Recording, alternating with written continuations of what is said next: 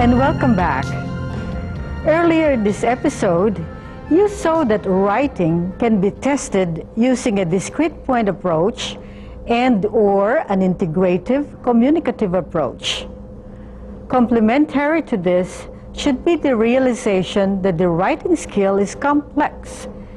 It requires the mastery of varied skills which may be grouped into 5 components or areas, namely grammatical skills or the ability to write correct sentences, mechanical skills or the ability to use correctly the conventions of writing such as spelling, punctuation, and capitalization. Judgment skills or the ability to write in an appropriate manner for a particular purpose with a particular audience in mind, together with an ability to select, organize, and order relevant information. Stylistic skills or the ability to manipulate sentences and use language effectively. Treatment of content or the ability to think creatively and develop thought, excluding all irrelevant information. At this point, it is worth emphasizing that writing test tasks should mirror as closely as possible the types of writing tasks the students have engaged in class. These may take the form of letters, compositions, diary entries, accounts of experiments, book reports and reviews, reaction papers, summaries, and the like. Furthermore, to have a valid writing test, the test taker's responses should always be written, although the stimulus can be either oral, written, or nonverbal, or even a combination of any of this. Let us now look at some examples of integrative writing tests. A simple graph can be a stimulus for a writing test. The testee can be asked to tell what the graph is about, the facts presented, and the inferences, generalizations, and/or conclusions that may be derived from it. You must notice that the stimulus is nonverbal and the testees are to respond in writing.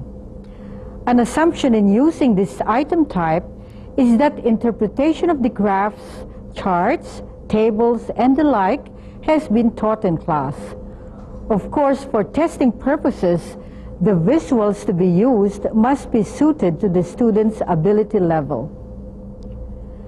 Dialogues can also be good stimuli for a writing test. The dialogues can be excerpts from short plays taken up in class. They can very well be used to assess the grammatical as well as judgmental skills of your students. Let me now take you to a classroom where the teacher used a dialogue as a springboard for a writing test. Good morning. Good morning. Today I will give you the test in writing. Will you help me give out the test papers, please?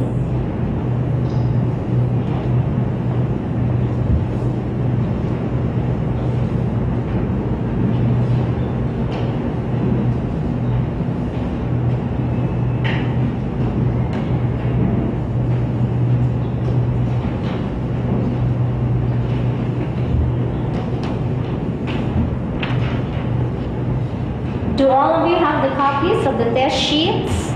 Yes. Okay. You will only have 20 minutes to work on the test. But before you do that, let me read to you first the directions. Read the excerpt from an interview between the test pilot, Captain Dave Bengzon, and the cub reporter, Mike Samson. Write a narrative based on the excerpt. The intended readers are high school students. Use the third-person point of view. The narrative should be at least 1/2 page long.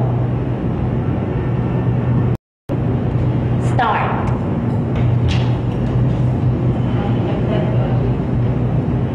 Mike, did you have any problems on your trip into the thermosphere?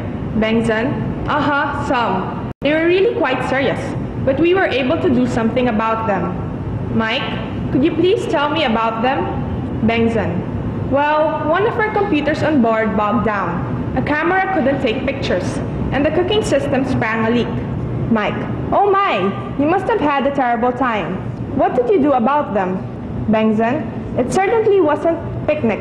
Well, the command station here on Earth told us what to do. Mike: did you eat at all during the trip?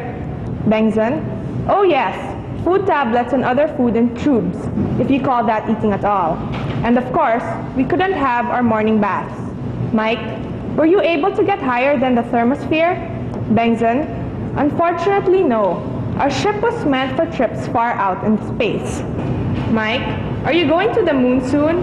Bengzon: I hope so. Right now, I'm undergoing training to be an astronaut. What type of writing did the teacher ask her students to produce? Yes, narrative writing. The teacher specified this type of writing because she had earlier taught her students this form. You must have noticed that the teacher also specified the intended readers. This is important since the audience determines the register to be used by the writer. The length of the rewritten test was also given. Why? To ensure that the test taker produces an adequate language sample as basis for making judgment about his writing ability. The sample test items just presented to you have been termed guided tasks because learners are provided with guidance while they are writing. The guidance can be in the form of tables, graphs, pictures, or relevant language material. The purpose of these materials is to provide the test taker with relevant content material to work with. Which brings us to the question, what about the traditional composition writing test? Composition writing can be a useful testing tool. It provides opportunities for students to demonstrate their grammatical, stylistic, organizational, and judgmental skills, as well as their world knowledge. However, caution should be exercised when using compositions for purposes of testing.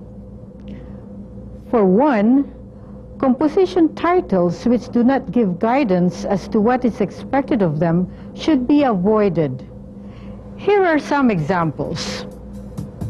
The pros and cons of TV viewing, fighting the drug menace, or the following rubrics for your writing tasks.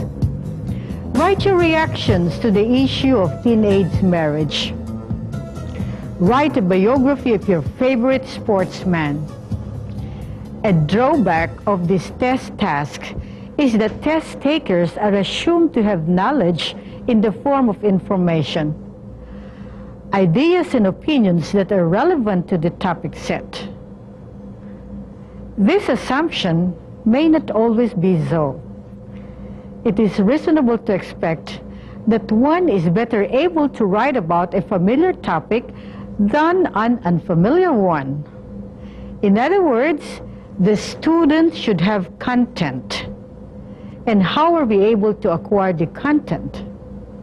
Of course, some students may already have some prior knowledge about the topic, but the content can be had beforehand by giving the students opportunity to engage in listening, speaking, reading, and also some writing tasks prior to working on the writing assignment.